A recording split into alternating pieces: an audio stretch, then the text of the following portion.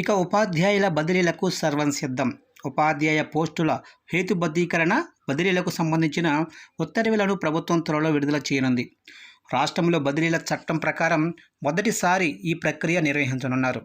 ఇక ఈ నెల 15 నుంచి ప్రక్రియ చేపట్టేందుకు సర్వీసుకు ప్రామాణిక తేదీ మే 31.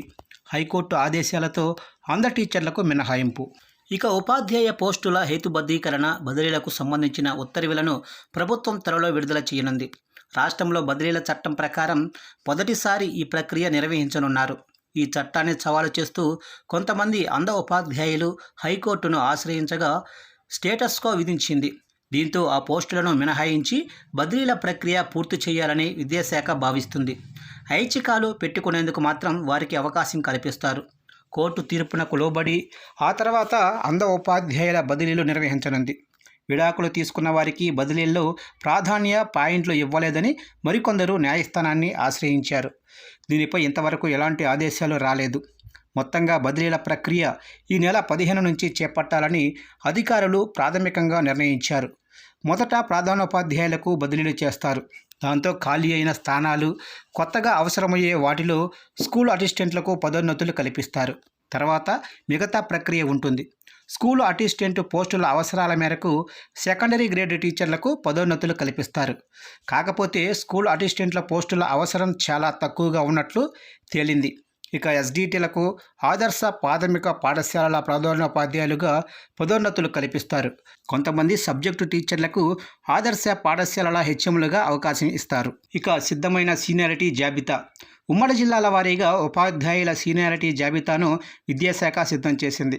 గత ప్రభుత్వంలో తీసుకొచ్చిన జీవో 117కు ప్రత్యామ్నాయంగా ఇప్పటికే పోస్టుల హేతుబద్ధీకరణ ప్రక్రియ పూర్తి చేశారు. బదిలీలను ఆన్లైన్లోనే నిర్వహిస్తారు. మే 31 నాటికి 8 ఏళ్ల సర్వీసు పూర్తి చేసుకున్న ఉపాధ్యాయులు, 5 ఏళ్లు సర్వీసు పూర్తయిన హెచ్ఎంలకు తప్పనిసరిగా బదిలీ ఉంటుంది. 2 ఏళ్ల సర్వీసు పూర్తి చేసుకున్న వారు దరఖాస్తు చేసుకోవచ్చు. గరిష్ట సర్వీసు పూర్తయ్యి ఐచ్ఛికాలు ఇవ్వకపోతే ప్రక్రియ పూర్తయిన తర్వాత మిగిలిన స్థానాలకు బదిలీ ఇస్తారు. అవసరమైతే చర్యలు కూడా తీసుకుంటారు. ఆదర్శ పాఠశాలలకు ఈ చట్టం వర్తించదు. ఇక పాఠశాలల కేటగిరీల వారీగా పాయింట్లు ఇస్తారు.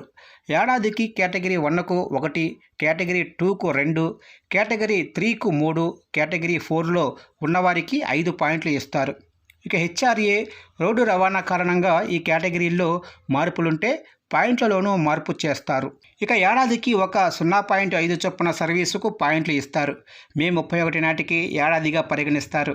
ఇక స్పాజు 40 ఏళ్లు దాటిన అవివాహిత దివ్యాంగులు, గుర్తింపు పొందిన ఉపాధ్యాయ సంఘాల రాష్ట్ర, జిల్లా అధ్యక్ష, ప్రధాన కార్యదర్శులు, వితంతువులు, క్యాన్సర్ తదితర వ్యాధులతో బాధపడే వారికి, ఉద్యోగిపై ఆధారపడి ఉన్నవారికి ప్రత్యేక పాయింట్లు ఇస్తారు.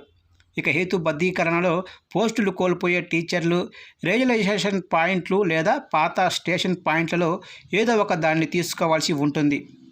ఇక మే 31 నాటికి 2 ఏళ్ల సర్వీసు మాత్రమే ఉండే ప్రధానోపాధ్యాయులు, ఉపాధ్యాయులకు బదిలీల నుంచి మినహాయింపు ఉంటుంది.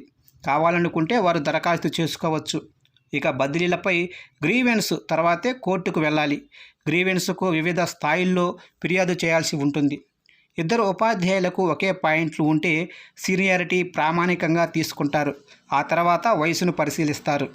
ఇక ఎవరైనా అనుమతి లేకుండా విధులకు గైర్హాజరైతే నెలకు 1 చొప్పున గరిష్టంగా 10 మైనస్ పాయింట్లు ఉంటాయి. ఇక ఖాళీల నోటిఫికేషన్ అయితే ఇలా ఉంటుంది. మే 31 నాటికి పదవీ విరమణ చేసిన పోస్టులతో సహా ఖాళీలను భర్తీకి తీసుకుంటారు. తప్పనిసరిగా బదిలీ అయ్యే స్థానాలు, రియలైజేషన్తో వచ్చే ఖాళీలు, ఏడాది అంతకుమించి అనధికారికంగా గైర్హాజరైన టీచర్ల స్థానాలు, ఉన్నత చదువుల కోసం టీచర్లు సెలవులు తీసుకుంటే వాటిని ఖాళీగా చూపుతారు. బదిలీల కౌన్సిలింగ్ వల్ల వచ్చే వాటిని ఖాళీగా చూపుతారు. ఆయా జిల్లాల్లోనే మొత్తం ఖాళీలను అవసరాల మేరకు మండలాలకు సర్దుబాటు చేస్తారు. ఉదాహరణకు ఒక జిల్లాలో 5,000 పోస్టులు ఉండి 4,500 మంది పనిచేస్తుంటే బదిలీల్లో 4,500, దీనికి అదనంగా డిఎస్సి పోస్టులు కలిపి చూపుతారు.